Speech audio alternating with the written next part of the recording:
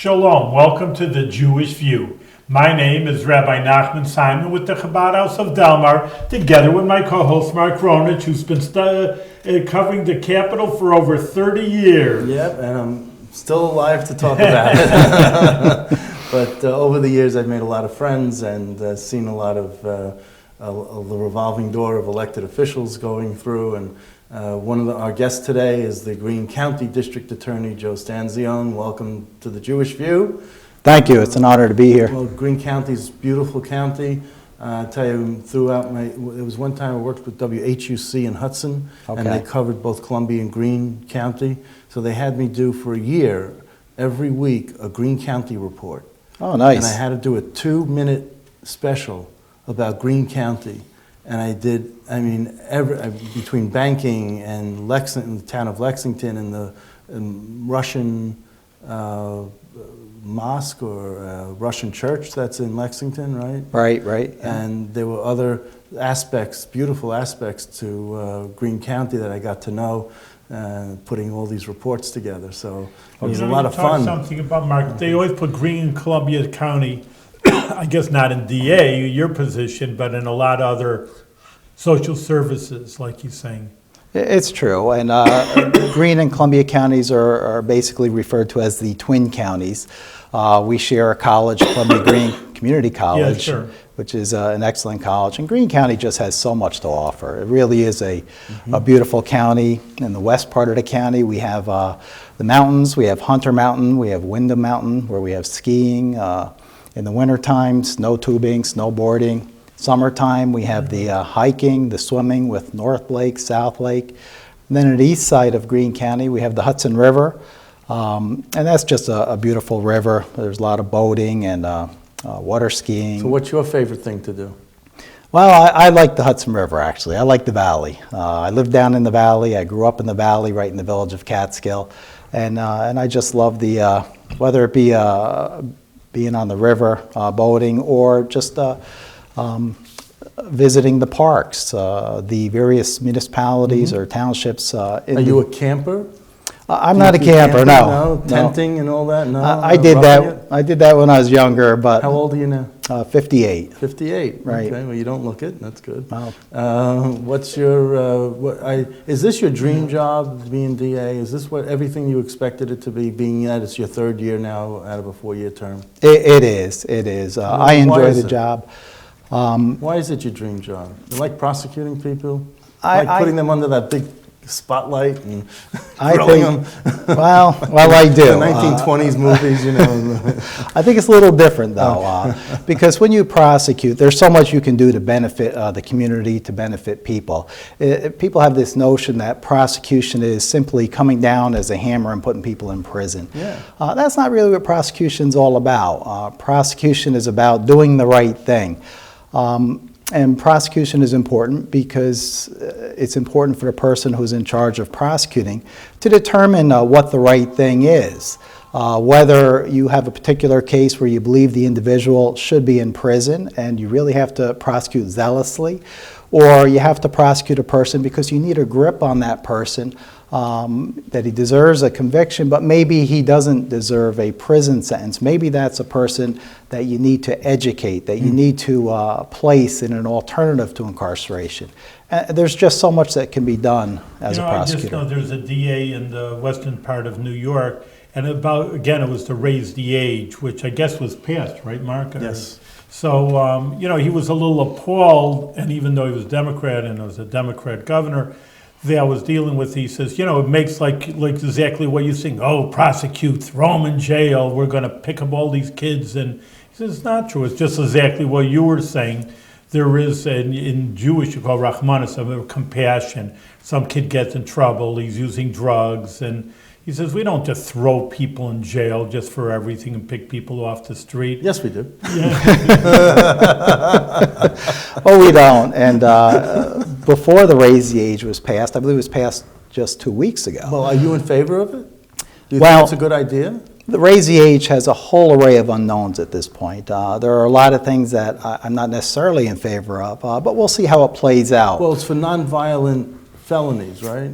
Well, Non-violent crimes that 16 and 17-year-olds would be put into through family court we're talking 16, Right. 17, and 18. and 18? Right, and we're talking about misdemeanors will start in a youth court and then be diverted into a family court, so Right. That's a misdemeanor. But then we have nonviolent felonies and violent felonies, and with the nonviolent felonies, Would be like drug sales for the most part? Could be. That would be your number one. it could be drug sales, drug possession, things of that nature. Unless it leads to a death, and then it's a violent felony. Well, then it'll be violent. But the presumption, as I understand, if it's nonviolent, the presumption would be that that case would be transferred to the family court, unless a district attorney can show some extraordinary circumstances why it should not be transferred. And it's yet to be seen what these extraordinary circumstances can be. But if it's a violent felony, that case will begin in the youth court, and there could be a motion to transfer to a family court. But there are certain tests that have to be applied, as I understand, to determine whether or not a firearm or a deadly weapon was displayed or used, whether it involved sexual contact. So there's a test of certain elements, or whether there's a significant physical injury that was caused to another person. Elements such as that would keep these violent felonies out of the family court and keep them in the criminal court where they can be prosecuted. I think one of the major concerns about raise the age is that when an individual is charged with a misdemeanor, let's say, and that misdemeanor is transferred to a family court, district attorneys don't have the opportunity to see that history. So when the individual is charged with a criminal offense at age 19, we don't have the benefit of a fingerprint report on that individual. And so we don't have the benefit to see how many offenses that individual may have been involved in, or what programs they may have been sent to, whether it's a treatment facility or whatnot, or what the outcome of those programs were. And this is being phased in, this raise the age also, isn't it? It is. So that you could see what the effect would be along the way, and it's just not taking 100% effect, let's say in 6 months or whatever. I mean, it's just over a period of 3 years, right? It is, and again, unfortunately, it's just come into, it's just been passed, right. and I don't really have a good grip on all the ins and outs. But the DA's Association, the lobby group, the lobbying arm that you're involved with, did they support this ultimately, or? They did not support the raise the age. Did they stay neutral? They did not stay neutral No, they were either. opposing it. They were opposed to Okay. it. You know, I'll tell you, I mean, I guess it's past, so it's a moot point. But one of the experience I have, you know, one of my 10 jobs, well, you know, they had to visit prisons. And usually there isn't any youth offenders. They have, thank God, of Jews, they're not that bad. But one kid was from New York, and he came up there up in this area. They called me up, go visit him. Usually I don't have a regular thing. There's no Jews there. So, you know, again, I was naive a little bit. Youth offender, juvenile delinquent. You know, it's all right. So I go there. And I'm telling you, some of these kids were bigger than I was over here. They're huge. You know, so it goes the other way. You know, just think, oh, they're little kids, and what can they do? Some of these 16-year-old kids are bigger than you and I, you know, and stuff like that. They're tougher, they're streetwise. I mean, they've been born, you know, raised in these ghetto and criminal atmospheres. So You don't know how tough he is. Yeah. Well, it is so true, because a very small percent of the teenagers wind up in prison. So they've got to be involved in some pretty bad stuff to get there in the first place. And as far as their size and their intimidation level and whatnot, just recently I indicted a case involved a 17-year-old, and I had a lot of questions, you know, why are you treating this person so harshly? And he was housed at Coxsackie Correctional, which is a maximum security prison. And what had happened was a correctional officer, a female correctional officer, was escorting another adolescent down the tier from a program back to that individual's cell. As she's passing a particular cell, the inmate inside, 17 years old, takes a cup of urine and just throws it up against her into her face. And then we find out a little bit more about this person. He's in there on a robbery offense, and we bring him into court for an arraignment.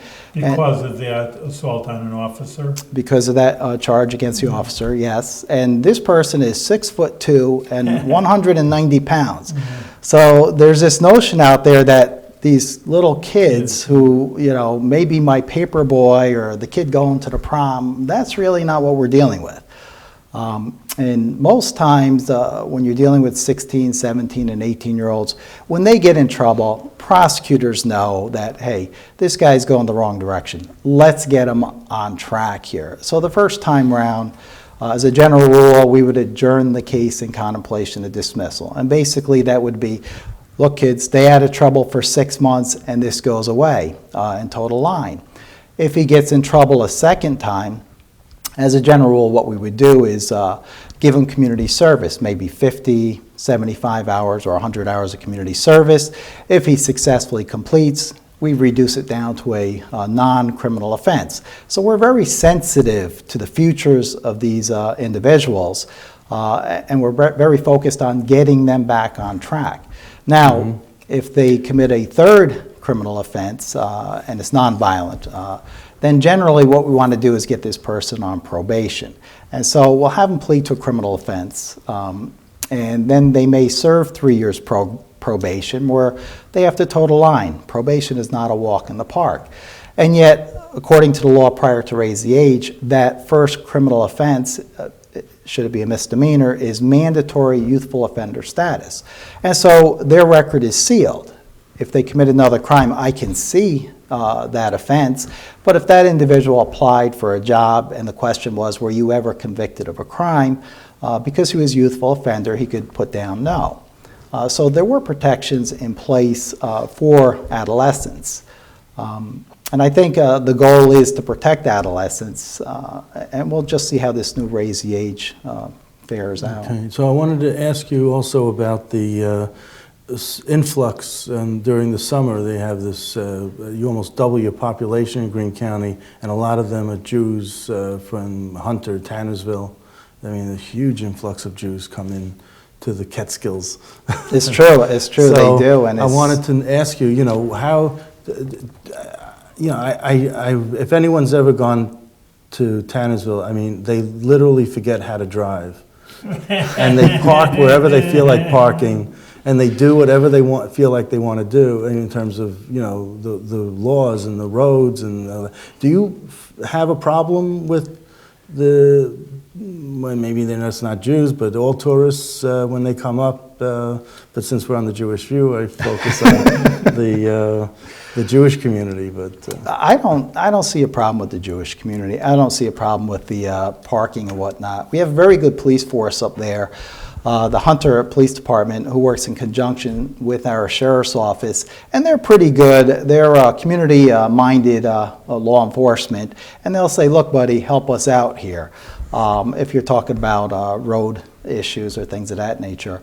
Our bigger problem sometimes comes with the Country Fest or with Mountain Jam, where we get a huge influx of people from out of the area, and they come to these music festivals.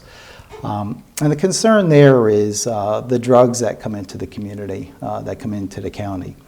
So that usually spikes our court appearances, our arrests, and things of that nature. So that's more of a concern. and that happens what, at Hunter Mountain or Winter Mountain, or That's a Hunter Mountain event. Although they do run it very well. They have a lot of security. Well, Hunter Mountain used to be owned by what, the Slutsky family. That's And correct. they recently sold it. They did about a year and a half ago, I believe it was. How is that how that transfer gone? I mean, in terms of, have you noticed any change in management, in terms of style, security, in terms of what they do in terms of their festivals? And I think they run things very similar to the way they have been run. It was a pretty good organization with the Slutskys. I got to say, they did an excellent job. And certainly they were a huge contributor to our tax base in Greene County, and this new organization seems to run it very similar. So it's just a great organization up there.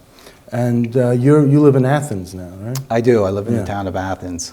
So what's going on in Athens? That any Greek festivals going on there? No? No, we have our music in the park during the summers. They have the park right on the Hudson River. So they have quite a bit going on down there. What's the Greene County town that has the big Irish community? That's the town of Durham. Durham, okay. Right. That's more of the center of Greene County. Right.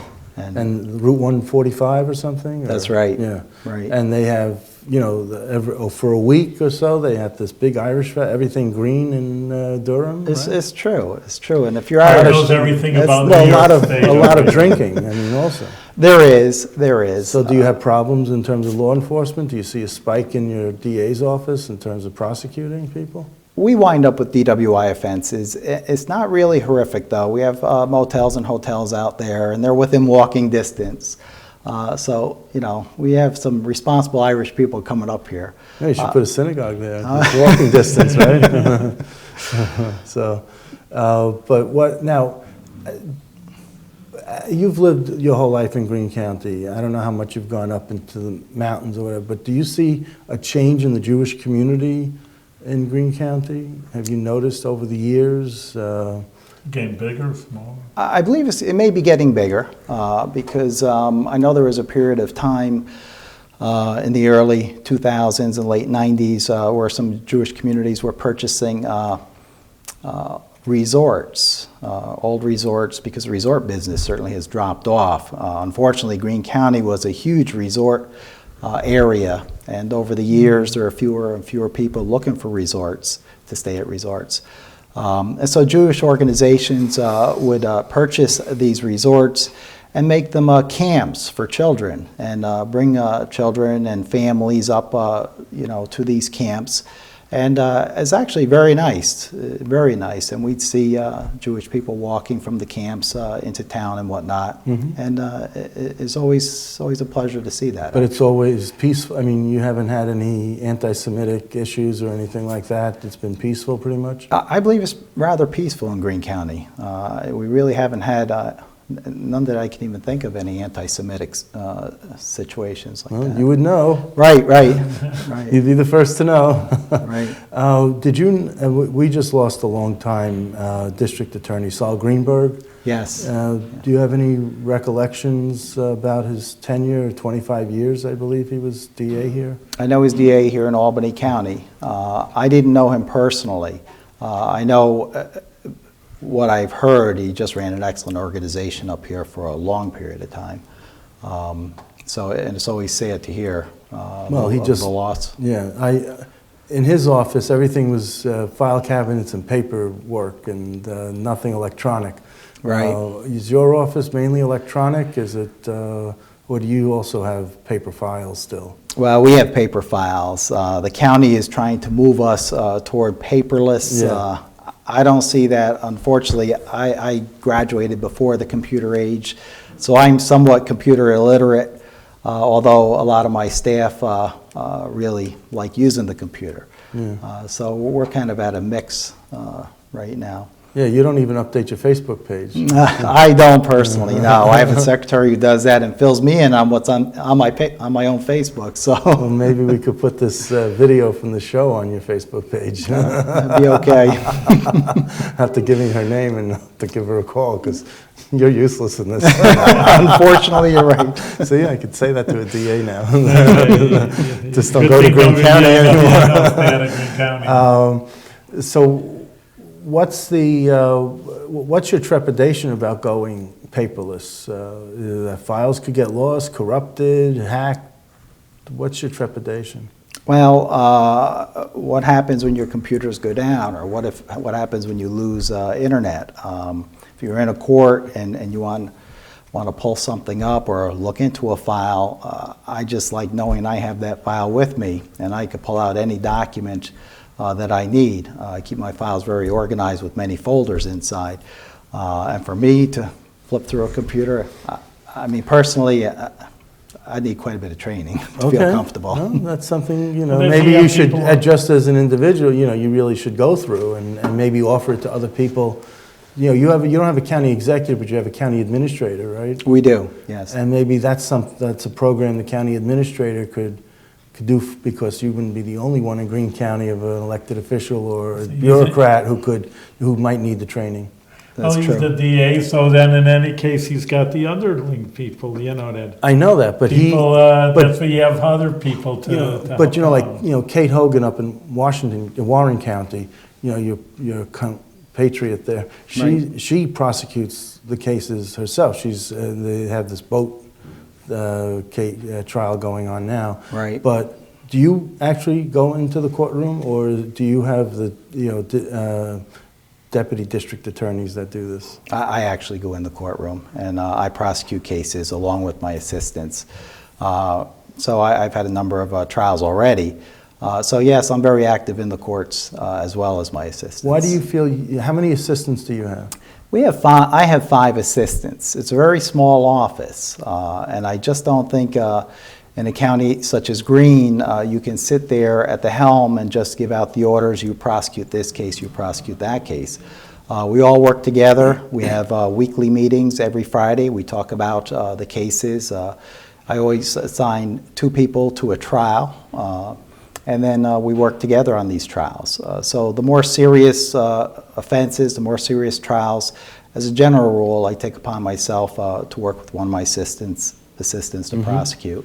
So Most cases just don't go to trial anyway. most do not. All right, so I have to ask you this question. We just had a trial here a sentencing in Albany County, and it's someone that Rabbi and I know, but the DA, the Attorney General, indicted him on 27 counts, and when he got sentenced, it was 3 counts, and it was like all 3 were concurrent. I mean, how do you go from having a 27-count indictment in a plea bargain to only say, oh, these 3 out of 20, so 24 of them weren't even valid, or that we're going to dismiss 24 of them? I mean, why the overkill? I mean, I don't understand. I mean, I could understand if it was the other way, where you had 27-count indictment and 24 of them were part of the plea bargain and you got rid of 3. But this, what's the philosophy there from the prosecution's point of view? Yeah, I'm not familiar with the case. I you're know that, and I speaking didn't of. bring up the name, and I didn't want to bring it up, but I'm just talking about in general. That seems to be what happens, is that there's a indictment of many counts, and then when there's a plea bargain, it comes down to just a few. I think it all depends on the type of case it is, the type of individual that you're dealing with. If you have a drug case, let's say, and there are a number of counts of possession because the person was under your watchful eye for a period of time, you may indict on numerous counts of possession, but in your mind, your goal is, well, we want this person to serve 8 years in prison. If you take a number of counts of possession and you run them consecutive, you could be building up a timetable of maybe 30, 40, 50 years. If that's appropriate, that's what it should be. But it all depends on the case itself. It depends on who your district attorney is, the input of probation. A lot of work goes into determining what a sentence should be. It's not simply an arbitrary call. All right, so do you have different divisions in the DA's office, like Special Victims Unit and crime scenes and other things like, We don't. No? We're just too small for that. I'll have an assistant who will always rely on when we're talking about DWIs or DWAI drugs, an assistant who will always bring in when we're talking about a narcotics case. So we have some that focus more in a particular area, but that may not be the person who will be trying the case as well. So we all kind of share in the various offenses. So are you, when they say law, the TV show Law and Order, are you the law or the order? Well, I think you got to be a little both. So, okay, so I was, but I guess the district attorney's office would be the order, right? You're keeping, Right, and then so the police, the sheriff would be the law? Well, sure. The And then sheriff. the DA would be the order, right? Keeping order, of making sure that it gets done right? Well, we work hand in hand with our police agencies, the sheriff's office, state police, and the local police agencies. Which is really nice because they're at a point where when they get involved in a serious case, they call us up before an arrest is made, and we work with one another to determine whether or not we have enough to make an arrest, whether there should be more investigation. And then when we come to the conclusion that it's time for an arrest, the police agency will make the arrest, they'll turn the case over to my office, and then we'll certainly proceed with the prosecution. And again, each case is different, and some cases deserve some serious prison time. And some cases require an alternative to prison, maybe education, maybe a treatment facility, something of that nature. But we're very sensitive to the nature of the defendant that we are dealing with. What's the size of the jail in Greene County? Our jail holds 55 right now. 55 people, that's 55 it? people. Inmates, yeah. But we've had over 100 inmates, and we've had to farm out numerous inmates over the years. You don't do double bunking? We don't do double bunking, no. Recently, it seems that there's been a drop-off in the number of inmates, but we generally send inmates to Columbia County, or we'll send them up to Albany County. Albany will love you for that. Oh, they have. We've helped them out quite a bit. Yeah. But they help us out by taking our inmates. But isn't it expensive? It's very expensive. So shouldn't you be building a larger jail? There's been discussion about building a jail for the past 15 to 20 years. Keep talking about it. Well, we've really been bearing down over the last couple of years on the issue of the jail. We're to the point now where our Greene County jail is one of the oldest jails in the state of New York. It's in very poor condition, and we have blueprints for a jail. We've come that far. We have a situation where the state of New York has donated 50 acres to Greene County, right next to the Coxsackie Correctional Facility, for use for the construction of a jail. And we're at the point now that the question is, how much money should we spend on this jail? How large of a facility should it be? And how many additional rooms, not including cells, should the jail contain? I see. But the cells should have at least 150, right? Well, because you want to take in from other counties. Well, there are not too many counties that are still looking for housing. But federal, right? Don't the feds supply the jails with inmates? They basically, as I understand, they may supply up to 10 inmates to Greene County, which is not a huge amount.